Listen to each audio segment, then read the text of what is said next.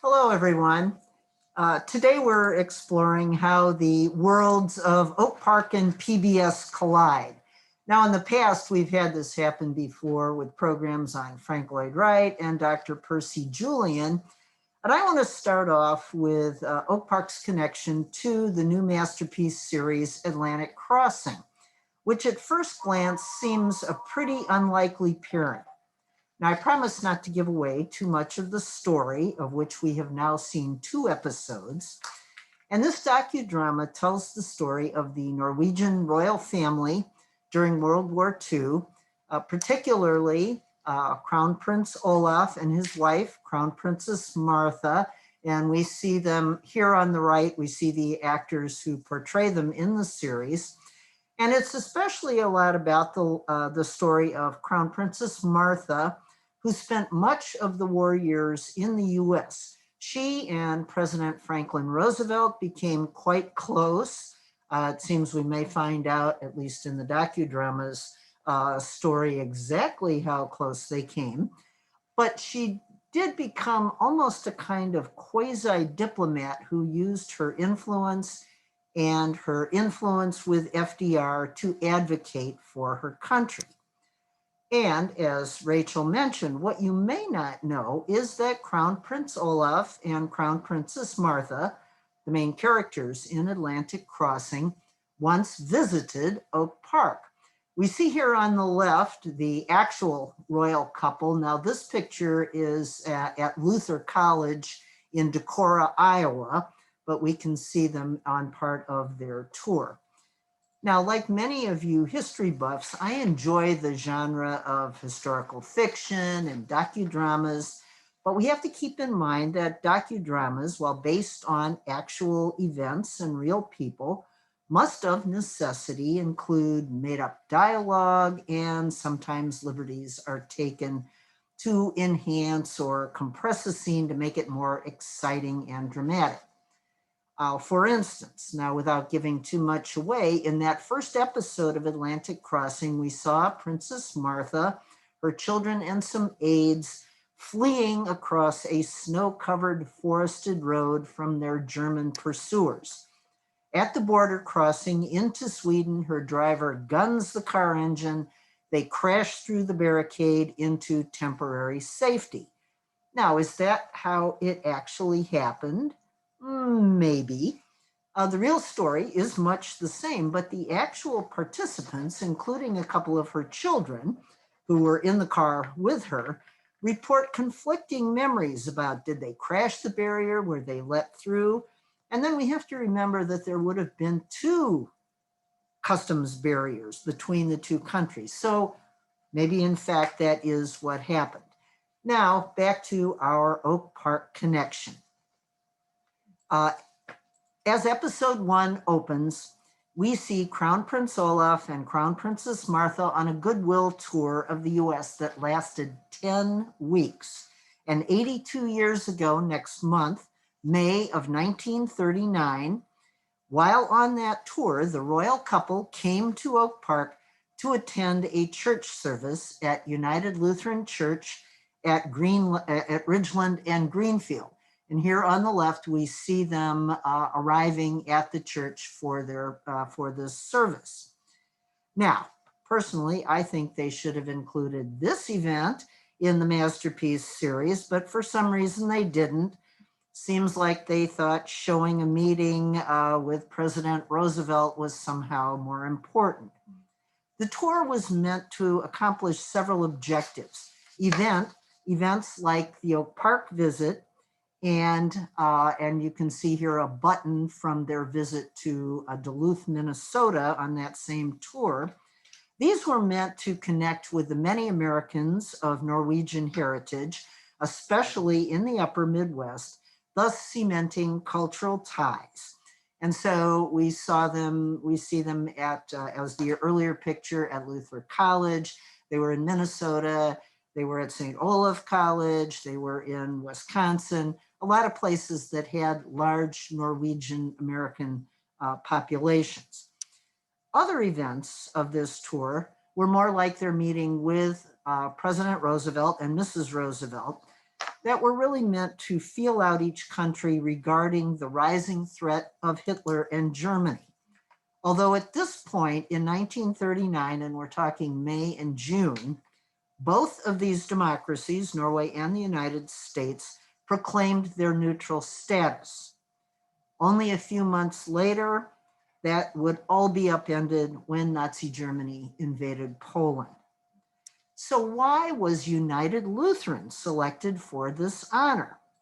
The church was the result of a merger in 1925 of 3 Norwegian Lutheran congregations in Chicago. The building, pictured here, was completed in 1928, and it was known as the Norwegian Cathedral of Chicago. The church held both English and Norwegian language services until 1943. And on May the 4th of 1939, in one of their first public appearances on this grand tour, the royal couple arrived in a motorcade from Chicago to attend this church service at United Lutheran. And United Lutheran was acknowledged as one of the most outstanding examples of Norwegian Lutheran church architecture in the country. It also has a very large sanctuary, which no doubt was of use to them. And I love this picture here, also from the oak leaves, and you see Princess Martha in front there, and you can really see that, that little furry animal wrap that she's got with the head of something sitting there on her shoulder, and I think looking quite gracious.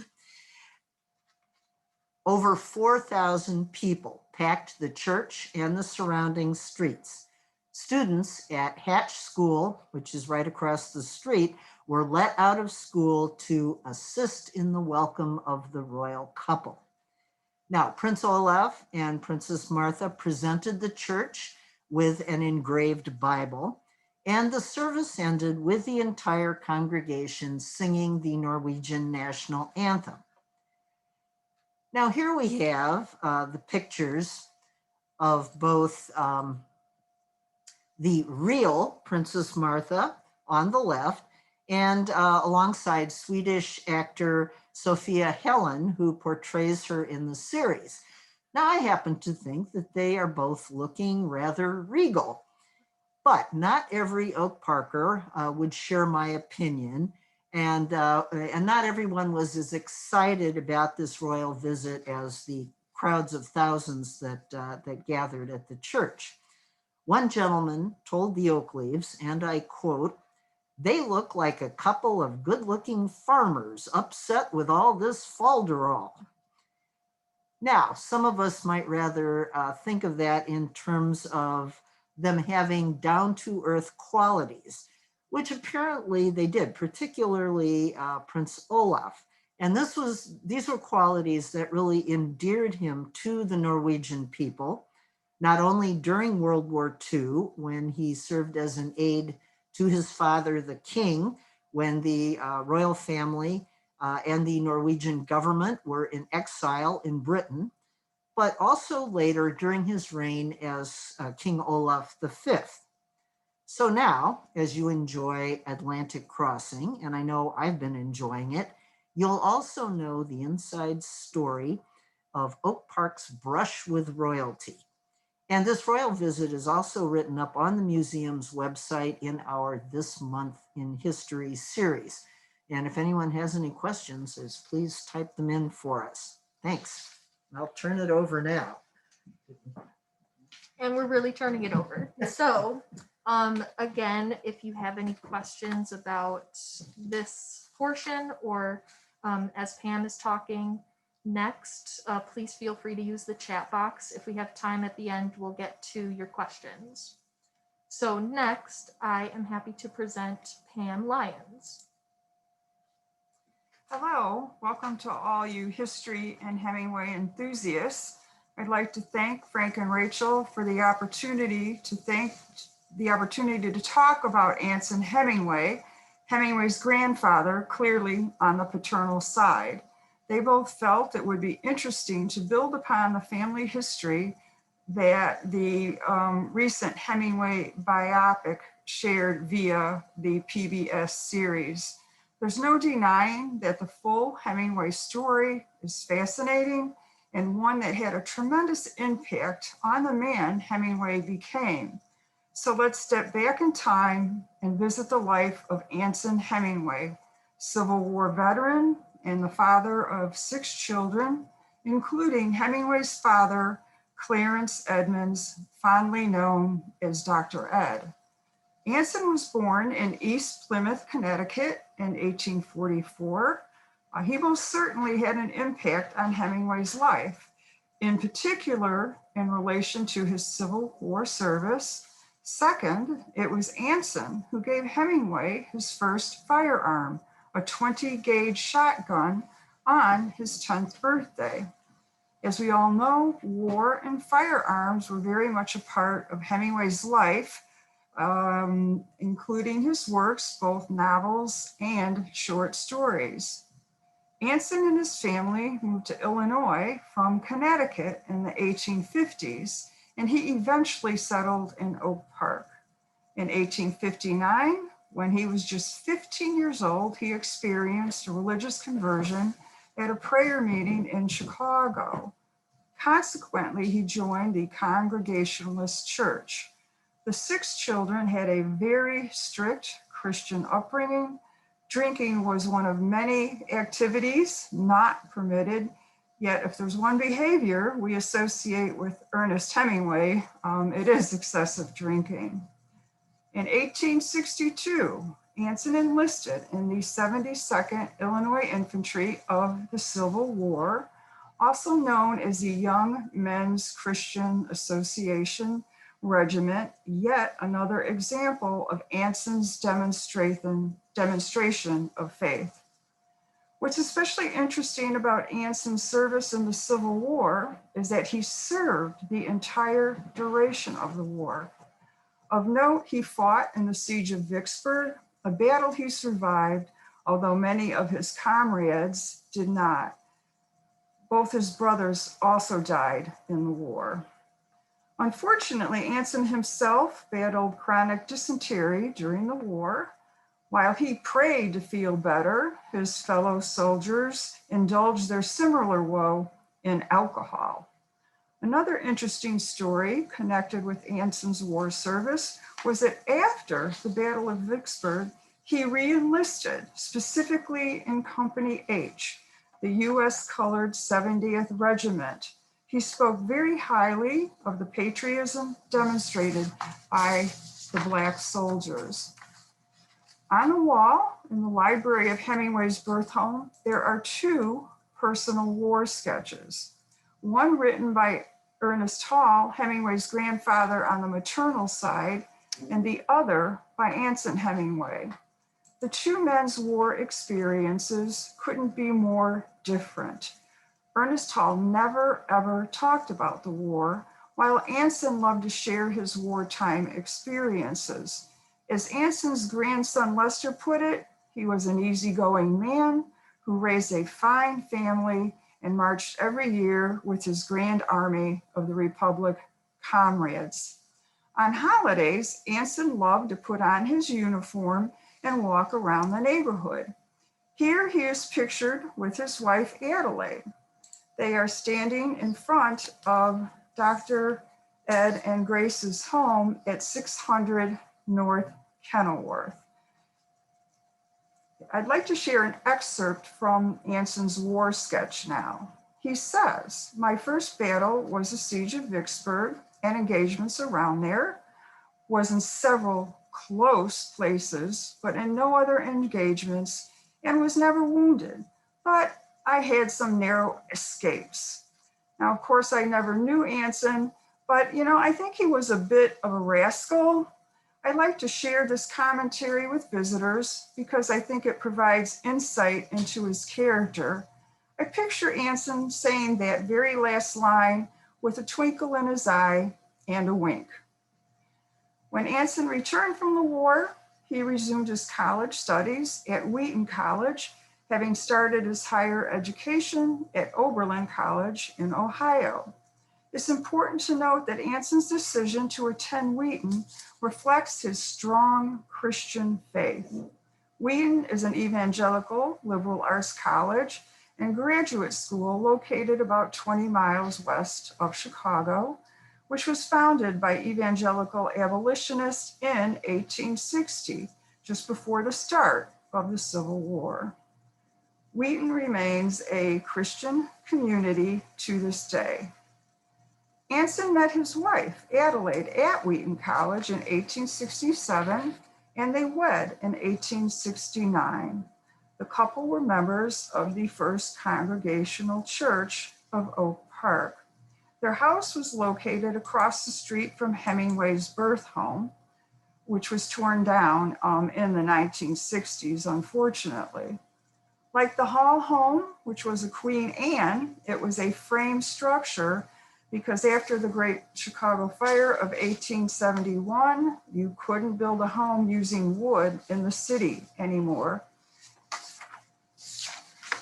The Hemingway marriage was very strong, and the devoted couple were engaged citizens in the Oak Park community. The Oak Leaves featured the Hemingway on the front page of their newspaper upon the celebration of Anson and Adelaide's 50th wedding anniversary in 1919. Speaking of Wheaton College, the college's archives includes a collection about Anson and Adelaide. It is composed of manuscripts, photographs, and other materials. Another item of note is an original letter dated 1867 from Wheaton College President Jonathan Blanchard, who provided a character reference on behalf of Anson, obviously a positive one. After the war and his attendance at Wheaton College, Anson became a realtor, followed by 10 years of service with the YMCA, where he served as general secretary. The membership and the financial standing of the association increased under his leadership and management. Upon leaving the YMCA, Anson returned to realty sales. Anson died in 1926 and is buried at Forest Home Cemetery in Forest Park, just a few miles from here. His wife Adelaide, who died 2 years earlier, rests beside him. In addition, Hemingway's father, Dr. Ed, and Mother Grace are buried at Forest Home. If you've ever participated in the Historical Society's Tale of the Tombstones Walk, held every fall, you may have seen their grave sites. When you look at the trajectory of Hemingway's life, it's clear that Anson influenced his future. But it should also be mentioned that Ernest Hall, who died at the early age of 65, also greatly influenced Hemingway as a young lad. It was Hall who ignited Hemingway's desire to both write and travel. So we thank you for participating in today's presentation. On the screen right now, you see the bridal party for Dr. Ed and Grace's wedding on October 1st, 1896. We've included it because you can see Anson and Adelaide on the left. And to the far right, we have Ernest Hall, the maternal grandfather. I'm fond of the picture. I just think it's kind of neat that the grandfathers serve as the bookends for the bridal party. Unfortunately, Ernest Hall's wife predeceased him, and she wasn't able, unfortunately, to see her daughter Grace get married. And if you've been to the birth home, I'm sure you can tell that the bridal party is standing behind the house. You can see the wraparound porch. All right, I'll turn it over to Rachel. Thank you. That was very neat. I am especially appreciative of both of you presenters today to get a little more local insight into some of the stories that, again, have been making national stories lately. And it's so special to be in this community and to be able to pull out some of these details that are so hyper local. It's very fun. So We'll get to a couple of questions in a minute, but I want to take a moment to remind everybody that our programs, we have 2 monthly virtual programs. Inside OPRF Museum is today, and the next one will be the 3rd Thursday of May. And Ask the Historians is our other program. The next episode will be April 30th. And then it'll be the last Friday of every month. So please take a look for those and sign up for our programs. We also have 2 bigger programs going on at the museum this spring. We have a canna bulb sale this year, which is something we're trying new because we had a very lush and luscious garden that was growing too many bulbs last year. So we're selling some of the flowers that we had in our front garden that you can share in your own garden. So take a look on our website for those if you're interested. And we are also happy to announce that we're doing our spring house walk on May 2nd. That's a Sunday. So please take a look at our website for more information on that and to sign up. Don't do this one. So I want to get to our questions. The first one is very important, I think, to both our organizations, Oak Park River Forest Museum and the Hemingway Foundation. So if Pam, you can start talking about Sure. how the Hemingway Foundation had to do with the research for the Hemingway documentary. The Hemingway Foundation of Oak Park has known really pretty much since Ken Burns and Lynn Novick started working on the film 6 years ago. Obviously they contacted John Berry, the chairman of the foundation.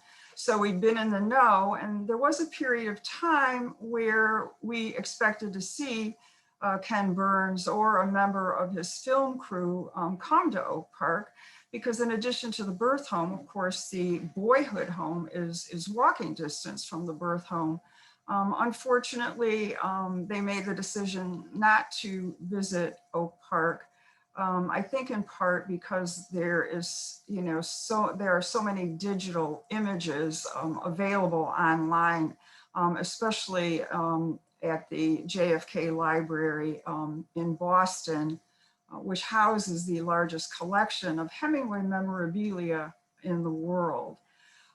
We do know that one member of Ken Burns' production crew came out to the Oak Park River Forest Museum. So I'm going to turn it over to Rachel because she met that individual. Yeah, and that was only 3 years ago.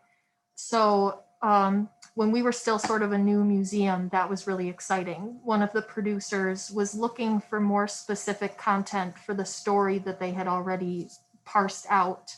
And they were looking for pictures of scenery of Oak Park at the time, or some more information about the family members that was a little more general information, but more specific to Oak Park.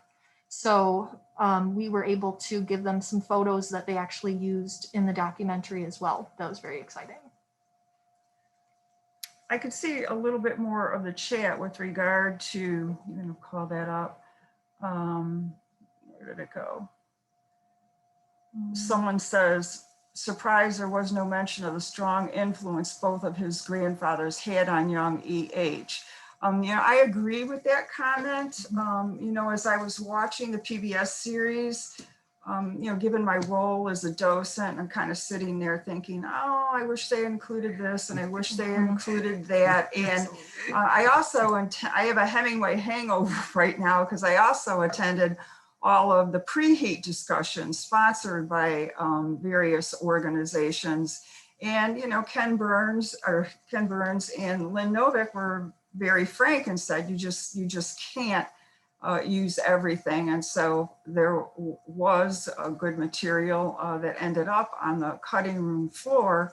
But I feel the same way. I mean, both grandfathers had an incredible impact on Ernest Hemingway. Unfortunately, Ernest Hall died at a young age. Hemingway was only about 6 when Ernest Hall passed in 1905. But then I think there probably would have been more of an influence had Ernest Hall lived as long as Anson Hemingway. I'm sure. It looks like Jan has her hand raised. So if you feel like you want to unmute and say anything, then please feel free. I made a mistake and hit the wrong button. Understood.